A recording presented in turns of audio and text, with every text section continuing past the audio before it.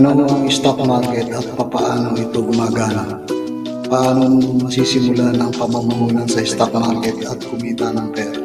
Ito ang ilan sa mga pangkaraniwang tanong na matatanong. Sa video na ito, susubukan kong sagutin ang mga katanungan ngayon at bibigyan ka ng isang sunod-sunod na gabay sa kung paano masisimulan ang iyong pangangalakal sa stocks. Ang stock market, tulad ng pinahiwatig ng pangalan, ay isa pang uri ng merkado tulad ng isang palengke ng pagkain kung saan ka bumibili ng karne at isda.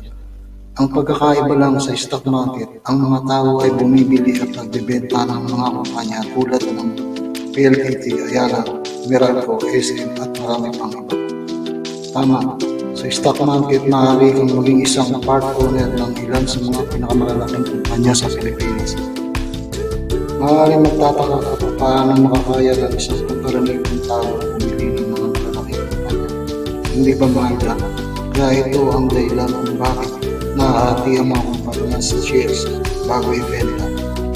Tulad ng kung paano magupitin ang isang pizza sa mga hiwa upang gawing madaling kainin. Ang mga kumpanya ay nahahati sa shares upang mas madali itong mabili ng mga tao. Kapag bumili ka ng isang bahagi ng kumpanya, ikaw ay magiging part owner ng kumpanyang iyon. Halimbawa, kung ang kumpanya A ay nahahati sa 10 milyong shares at ang pagmamay-ari mo ay 1 milyong shares, kung gayon, pagmamay-ari mo ang 10% ng kumpanya A. Bakit nagbebenta ang malalaking kumpanya ng shares ng kanilang negosyo? Bakit kailangan nila ang ating pera? Ang sagot ay kung minsan ang mga malalaking kumpanya ay kailangang itaas ang karagdagang kapital upang mabilis na mapalago ang kanilang negosyo. Kung nais ng isang kumpanya na bumuo ng mga bagong produkto, magsagawa ng pagsasaliksik o magtayo ng higit pang mga pasilidad, kakailanganin ng maraming pera upang mapungguan ng mga proyektong iyon. Kahit na ang mga malalaking kumpanya ay may hirapan upang makakuha ng napakaraming pera ng mabilis na panahon. Kaya't nagtitipon sila ng pera sa pamamagitan ng bibenta ng mga shares o stock market. Nangangahulugan nito na kung bumili ka ng shares mula sa isang kumpanya, binibigyan mo sila ng pera upang mapalago ang kanilang mga negosyo kapalit ng part ownership ng sa ating negosyo. Kaya paano ka makakagawa ng pera sa mga stocks? Sa sandaling bumili ka ng mga shares sa isang kumpanya o ilang kumpanya, maaari kang kumita ng pera sa dalawang paraan. Sa pamamagitan ng pagpapahalaga sa presyo o sa pamamagitan ng mga dividend. Una, kumita sa pamamagitan ng pagpapahalaga ng presyo upang magmamayari ka ng mga shares ng isang kumpanya. Posible na mabago ang halaga ng shares o presyo ng mga shares sa paglipas ng panahon. Nakasalalay sa kung gaano karaming mga tao ang nais na bumili ng mga shares na ito at kung gaano karaming mga tao ang nais na ibenta ang mga shares na ito. Ang presyo ay tataas o bababa. Ito ang konsepto ng supply at demand. Kung gaano karaming tao ang nais na magbenta ng kumpara sa kung gaano karaming mga tao ang nais bumili. Halimbawa, kung ang isang kumpanya ay nagpahayag na maglunsad ito ng isang bagong produkto o kumita ng maraming pera sa huling quarter, mas maraming mga tao ang maaaring magnais na magkaroon ng isang bahagi ng kumpanyang ito. Kung maraming mga tao ang nais pumili ng shares, ngunit kakaunti ang mga tao ang nais na magbenta, kung gayon, ang demand ay magiging mas malaki kaysa sa supply at tataas ang presyo. Sa kabilang banda, kung may masamang balita tungkol sa isang kumpanya tulad ng mababang benta o mga problema sa kanilang pabrika, maaaring ang mga tao ay hindi na magnais na ipagpatuloy ang pagmamayari ng isang bahagi ng kumpanya. Kung maraming mga tao ang nais na ibenta ang kanilang mga shares, ngunit mas kakaunti ang mga taong nais na bumili. Kung sa gayon, ang supply ay magiging mas malaki kaysa sa demand at ang presyo ay bababa. Ito ay isang simpleng halimbawa, ngunit sa totoo lang, maraming mga kadahilanan na nakaka-apekto sa supply at demand. Dahil konektado ang buong mundo, Ang nangyayari sa ibang bansa ay maaari ring maapekto sa ekonomiya ng Pilipinas at sa mga presyo ng ating mga stocks. Upang makagawa ng pera sa pamamagitan ng pagpapahalaga sa presyo, dapat mong malaman kung paano patuloy na mamumuhunan ang iyong pera sa mga stock na tumataas sa presyo at pagkatapos ay may benta mga ito bago bumaba ang presyo. Ito ay tumatagal ng oras upang mamuhuna kasanayan. Ngunit maaari itong maging napaka-rewarding, walang limitasyon sa kung magkano ang pera na maaari kang kumita at ang mga pagkakataon ay walang katapusan. Kumita sa pamamagitan ng dividend. Ang isa pang paraan na maaari kang kumita ng pera sa stock market ay para sa pamamagitan ng dividend. Ang mga dividendo ay simpleng mga bahagi ng kita ng kumpanya na ibinibahagi sa kanilang mga stockholder bilang benepisyo sa pagiging part owner ng kumpanya. Magkano at gaano kadalas ibinibigay ang dividend ay nasa kumpanya na ang pagpapasya. Mas simple ito kaysa sa pagpapahalaga sa presyo, ngunit magkakaroon ka ng kaunting kontrol sa kung magkano ang pera na maaari kang kumita. Gayunpaman, hindi mo nais na mag-alala sa pag-aaralan ng supply at demand. Maaari kang bumili ng share ng kumpanya na kailangan regular na nagbibigay ng mga dividend. Nangangailangan ito ng mas kaunting pagsisikap habang pinapayagan ka rin kumita. Narito kung paano ka magsisimula. Alamin kung ano ang iyong pinapasok. Bagamat maaari kang makagawa ng maraming pera sa pamamagitan ng stock market, maaari ka rin mawala ng maraming pera kung hindi mo alam kung ano ang iyong ginagawa. Ang stock trading ay isang kasanayan.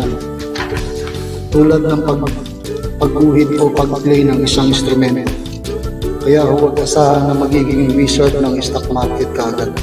Magugol ka ng oras upang mabuo ang iyong mga kasanayan at malalaman mo kung paano makikipagkalakal ng maayos sa mga stocks. Maliban kung masubukan mo na ang mga iyong mga diskarte. Ang mga stock trader ay hindi mga sugarol.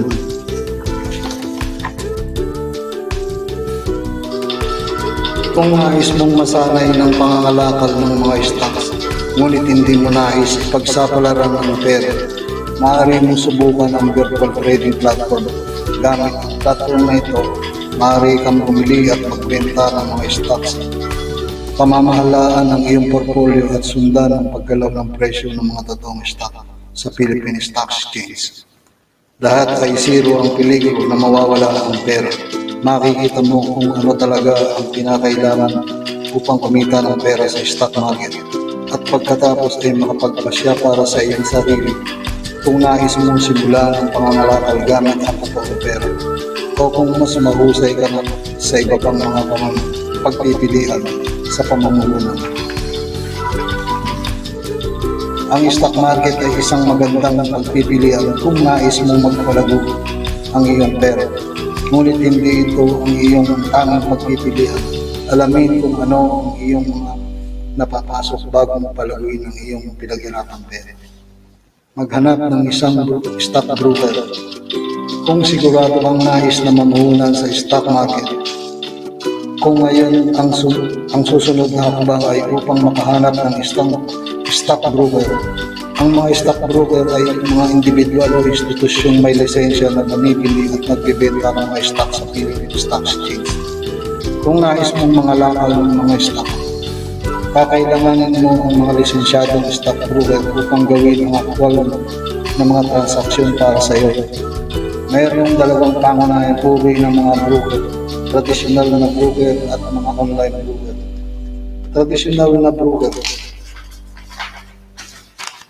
Ang mga traditional na broker ay karaniwang mga individual na tao na iyong tatawagan o i-text kahit kailan mo nais na gumawa ng isang transaksyon.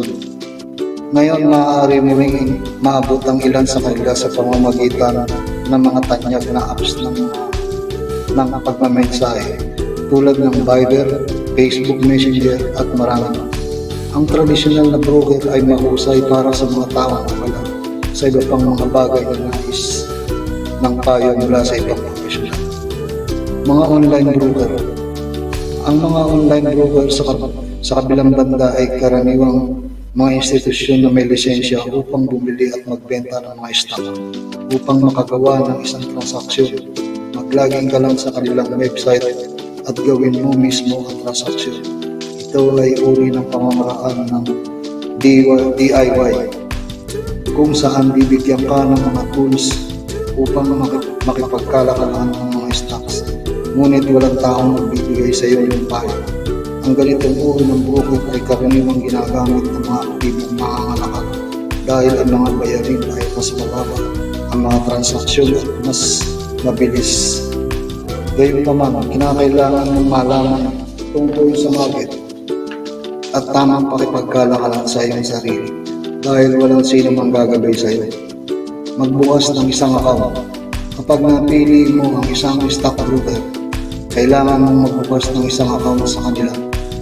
Ang iba't ibang mga broker ay may iba't ibang mga kinakailangan. Ngunit ang karamihan sa kanila ay nangangailangan lamang ng ilang mga bagay. Isang maayos na aplikasyon na maaari mong makuha mula sa kanilang tanggapan website. 2 valid ID ng gobyerno tulad ng isang pasaporte o lisensya sa pagmamaneho. Iyong numero ng pagbabayad ng buwis. Matapos mong isumite ang mga kinakailangan, maghintay lamang ng maaproba ng iyong aplikasyon bago i-deposito ang pamamahunan ng kapital para sa iyong account. Simulan ang pangangalakal. Kapag na-deposito mo na ang pera upang mapunduhan ng iyong account, maaari mo nang simulan ang pangangalakal. Ngunit tandaan na hindi ito nangangahulugan ng makakagawa agad ng tumitinilad ang pera. Kailangan mo munang masanay sa isang virtual trading platform. Ang stock trading ay nangangailangan ng oras at pagsisikap. Kailangan mong gumastos ng oras at pagsisikap sa pag-aaral ng merkado, pagpino ng iyong diskarte at patuloy na pagpapamulat sa iyong sarili kung nais mong magtagumpay. Kung mas nakikipagkalakalan ka, mas maintindihan mo ang iyong sarili at kung ano ang gagana para sa iyo, kung magkano ang piliin na maaari mong gawin, kung gaano kadalas ang nais gumawa ng mga pangangalakal, kung magkano ang pera na kaya mong ipatalo at kaya mong ipunan.